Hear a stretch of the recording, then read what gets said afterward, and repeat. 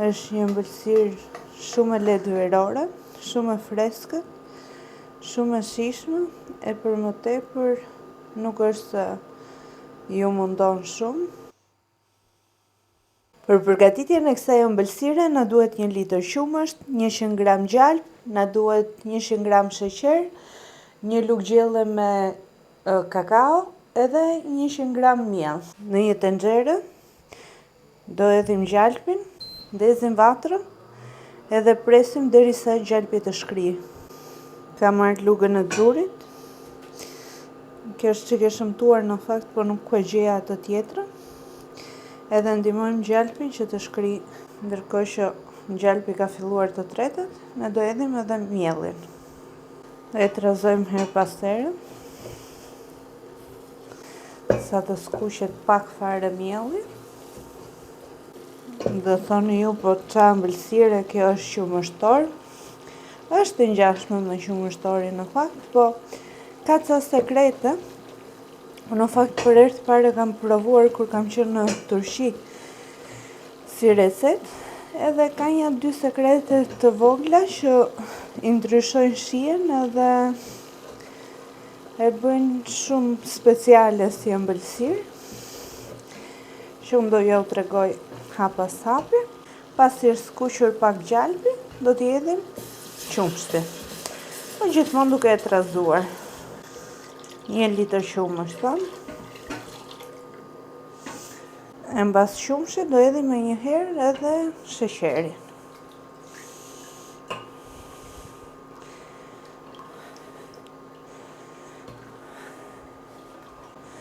Ti përzihem derisa të na bëhet një masë homogjene.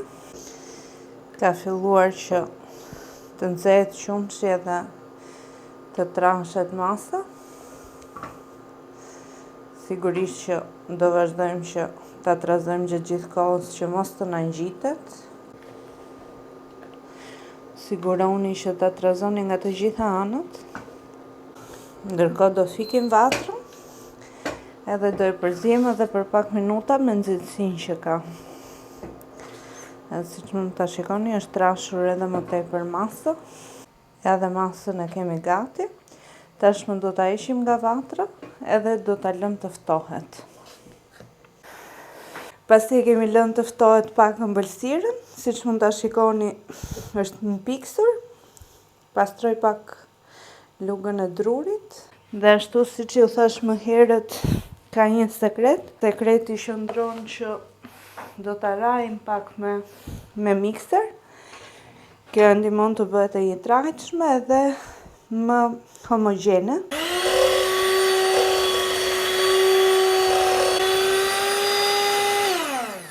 Pasi e kemi rrahur pak, ka ardhur momenti që ta hedhim në një tavë. Tavën duhet ta lagim pak me ujë edhe të transferojmë të gjithë masën. Siç mund ta shikoni, pasi e kemi rrahur është shumë e shkrifët edhe masë më homogjene. Edhe kjo i jep shumë shije të veçantë ëmbëlsirës.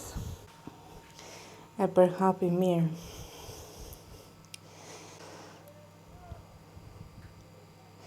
Gjë e fundit që do bëjmë është do hedhim pak kakao. Unë preferoj me shije kakao, ju mund ta shijoni edhe me kanellë, varet sipas dëshirës. Tashmë ëmbëlsirën e kemi gati. Do ta fusim në frigorifer për disa orë edhe më pas mund ta servirim edhe ta shijojmë.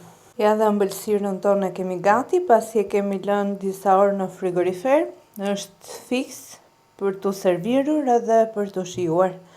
Na bëft mirë.